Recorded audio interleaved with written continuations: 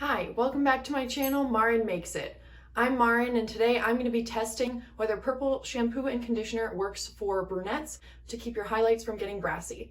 This is a question I've long been wondering about, and while I've tried some less expensive brands, today I'm going to try the products from my favorite hair care brand called Bumble and Bumble. So I found this little set at Ulta and I thought this would be a great way to try out their products. So there's a shampoo, a conditioner, and a leave-in product for afterwards. My thinking is that if purple shampoo actually does work, the Bumble and Bumble one will be the one that works, let's say it that way, because I think so highly of their brand and their products. Everything else I've tried from them has worked really awesome on my hair. So the last time I got my hair dyed was in July and it's now November, so definitely all the dye that was in there has washed out over time. Just trying to think about the most fair way to do this, because I feel like with before and after pictures you always have the challenge that if the lighting is just slightly different, or even if the angle is just slightly different, it's very hard to tell if the product actually worked or if it's just the lighting. And that's even harder to tell, I think, on video when I'm showing it to you guys.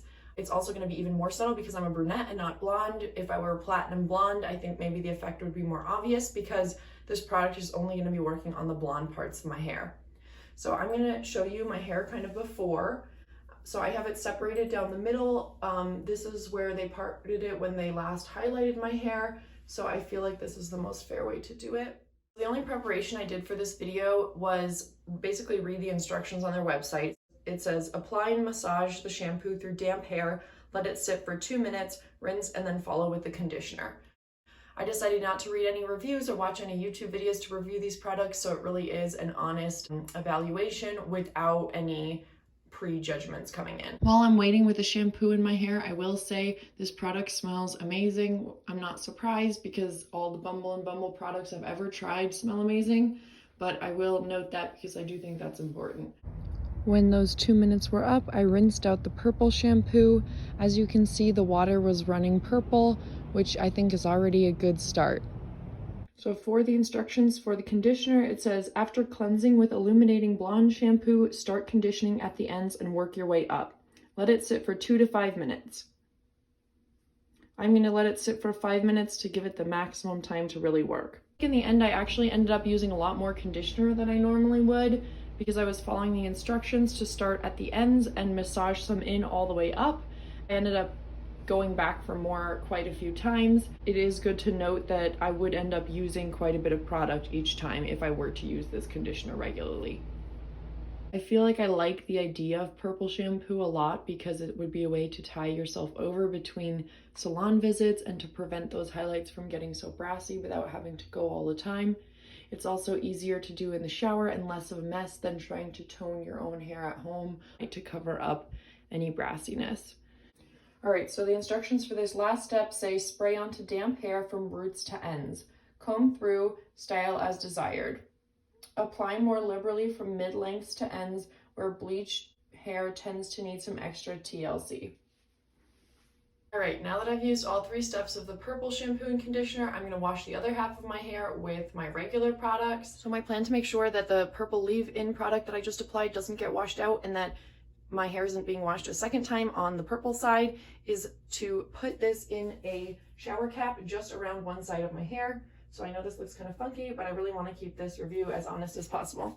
Just wanted to show you what the other leave-in product is that I use. I use this one here. It's also from Bumble and Bumble. This one is the Hairdresser's Invisible Oil Primer. So that's the one I'm going to be using on the other half of my hair.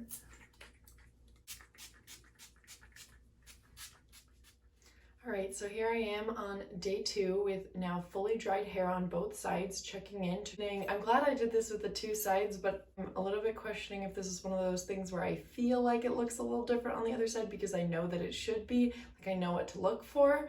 If I showed both sides to somebody who didn't know what I had done, I don't know if they would notice a difference, let's say it that way. So if it worked, it was very subtle. I'm even wearing the same shirt as yesterday so that we can really compare the colors as best as possible. I also want to take this outside just to see if in outdoor lighting this looks any different. Sometimes in outdoor lighting it's even brighter than what I have in here, and it might be even more noticeable. So after not really being able to notice a significant difference outside, I'm thinking that I might put my hair back up and wash the right side of my hair again. I am a little bit stubborn, and I also want to give Bumble and Bumble a really good, honest try here. That being said, after just one-time use, I can't say that I notice a significant difference really in indoor or outdoor lighting unless I'm really looking for it. So I ended up redoing the entire process, all 3 steps, on the right side of my head again. This time I left the shampoo on for about 5 minutes and the conditioner on for at least 10, and I used a lot more of the leave-in product. I really wanted to see if we could get the difference to show up. So I'm here to show you those results now. So this is the side that we did use the purple shampoo on.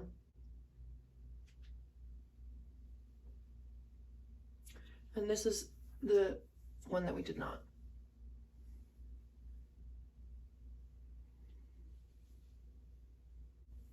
So this time I feel like I can start to tell the difference a little bit more. Like when I compare these front pieces here, it really does look like the right side is more yellow, whereas on the left side, my highlights are more orange copper colored. I'm gonna insert a few more pictures of my hair here now.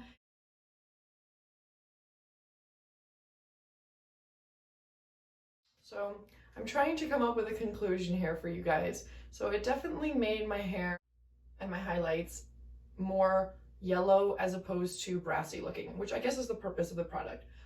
I'm not sure if I feel like that's a great thing for in my dark brown hair. I would prefer more of like cool brown highlights, which is neither side of my head now. So I guess this lighter yellow does provide a good base to tone the hair to get it back to that cooler brown. I just think it's also interesting to think about the fact that, you know, on the one hand, you could say, oh, you have kind of copper colored highlights on this side, and another person might call that brassy. Because I feel like that side honestly almost looks better than the really light blonde on my right side of my head. It could also just be that that is the hair that I'm used to. I have to give this product credit for doing what it said it would do. So it says that it works to tone blonde hair, and it works to eliminate the brassiness in blonde hair. It did do that. It's just that the only parts of my hair that are blonde are those few strands that are highlighted. What it doesn't do is work to tone down the temperature of your whole hair. Like it didn't do anything to change the color brown of my hair. It didn't turn the brown also into a cooler brown. But to give Bumble and Bumble credit, it's not advertised to do that either. I think in my mind, I thought this was more of a toner, and when you use a demi-permanent dye as a toner, it will kind of work on all of the hair as opposed to just on those lighter pieces. So I think this product does work, but I think you should consider what your goal is when you decide if this is the right product for you, especially because it is a more expensive one. So you want to decide if your money is best spent maybe getting an actual toner as opposed to a purple shampoo. You can tone your hair at home quite easily. I've done it with different products.